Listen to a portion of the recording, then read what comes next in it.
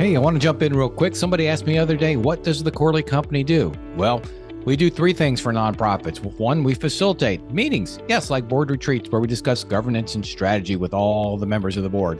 Number two, advise CEOs and help them as they make decisions and implement actions to drive their mission. And then finally, we produce podcasts such as this one, but also for a number of nonprofits to help you get the word out, get your message out. So if you're interested in any of these services, please feel free to reach out to Michael at thecorleycompany.com. Now back to the podcast.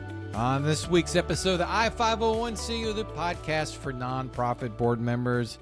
The year end is coming upon us, so I've got five things that board members ought to do by the end of this calendar year, which is coming, oh, good Lord, I guess about 6-7 weeks. So, number one, the performance review for the executive director. If you're on a calendar year, fiscal year, or if you don't do it any other time, now is the time to give feedback to your executive director on how he or she is doing.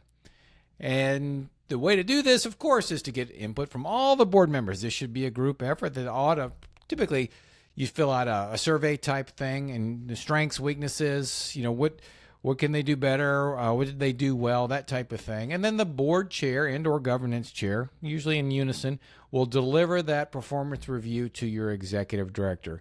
And as we've said a number of times on this podcast, a good executive director is going to want that feedback from the board because he or she is always looking to improve themselves. Number two, line up the strategic priorities for 2025.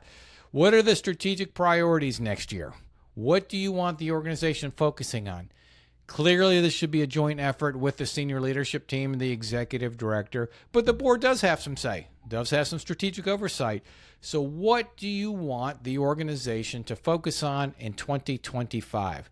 Identify those three priorities. Probably shouldn't have any more than that in this day and age, but three priorities to execute on next year. Of course, you'll do other things as well, but those three priorities gives your leadership team, your CEO, the direction he or she needs to make decisions to move forward.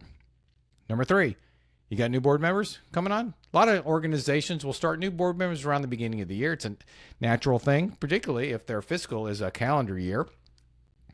Bring on those new board members. Identify the new officers and or orient those people. Get those people ready to take over in those leadership positions in 2025. So if you have any final meetings coming up, you got to approve a slate of officers. Do that now in 2024. Line those up per your bylaws, identifying the people to fill those roles, and then get them ready to launch in 2025. So you don't skip a beat. You move right into the new calendar year. Number four, the fourth thing you can do, and a lot of your development directors are thinking about this, and that's your year-end appeal, your year-end campaign.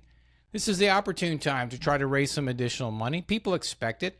It's not thought of negatively. Use the year end as an opportunity to ask for money and ask for a very specific purpose.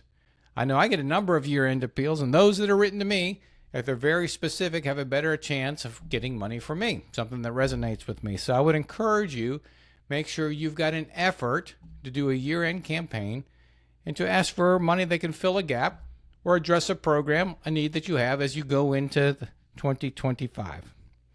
And then finally, this is a period of Thanksgiving, starting at Thanksgiving and going through the end of the year.